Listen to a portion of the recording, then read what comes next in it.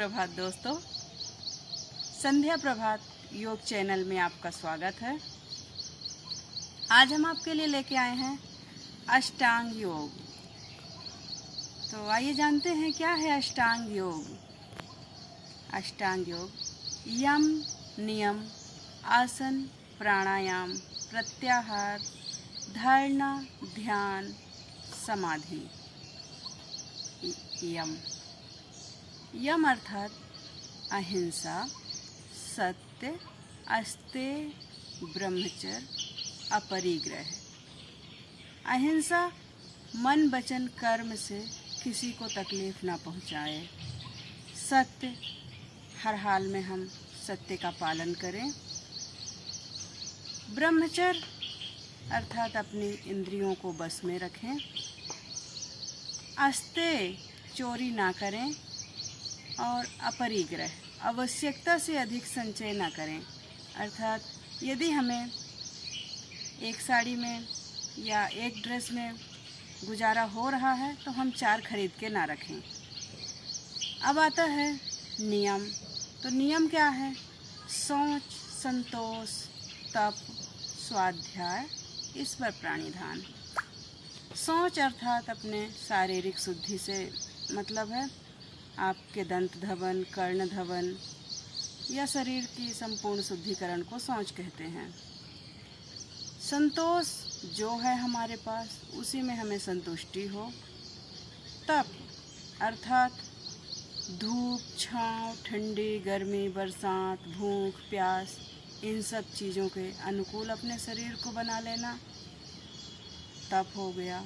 स्वाध्याय अर्थात स्वयं का अध्ययन करना, आत्म अध्ययन, स्वाध्याय। ईश्वर प्राणिधान, आपको थोड़ा सा ईश्वर को मानना, ईश्वर में ध्यान लगाना, ईश्वर की शक्तियों का महसूस करना, हो गया ईश्वर प्राणिधान। अब आता है हमारा आसन। यम नियम का जब पूर्ण रूप से हम पालन कर लेते हैं तब हम आसन के लिए परफेक्ट होते हैं। तो फिर हम योगासन पे आते हैं। योगासन क्या है? स्थिर सुखासनम, जिस आसन में हम स्थिरता पूर्वक बैठ पाएं वो है आसन। वैसे योगासन को कई भागों में बांटा गया है, जैसे कि ध्यानात्मक आसन जो है पद्मासन, वज्रासन, सिद्धासन, भद्रासन, और शरीर संवर्धनात्मक आसन जिसमें धनुरासन, मकरासन, भुजंगासन या चक्रासन, वृक्षासन आदि आते हैं, जिससे हमारे शरीर को मजबूती मिलती है। फिर आते हैं तीसरे नंबर पे शिथिलीकरण आसन। अर्थात जब हम आसन करते वक्त थक जाते हैं या थकान महसूस होती है तो हम थोड़ा सा आराम कर लें बीच में। तो जब हम पेट के बल लेट के आसन करते हैं तो हम मकर आसन में विश्राम करें, और जब हम पेट के बल लेट के आसन करते हैं तो शवासन में विश्राम कर लें। ये था हमारा यम नियम आसन। जब हम आसन में परफेक्ट हो जाते हैं, पारंगत हो जाते हैं, तब हम प्राणायाम की तरफ चलते हैं। तो प्राणायाम क्या है? कुंभक, रेचक, पूरक।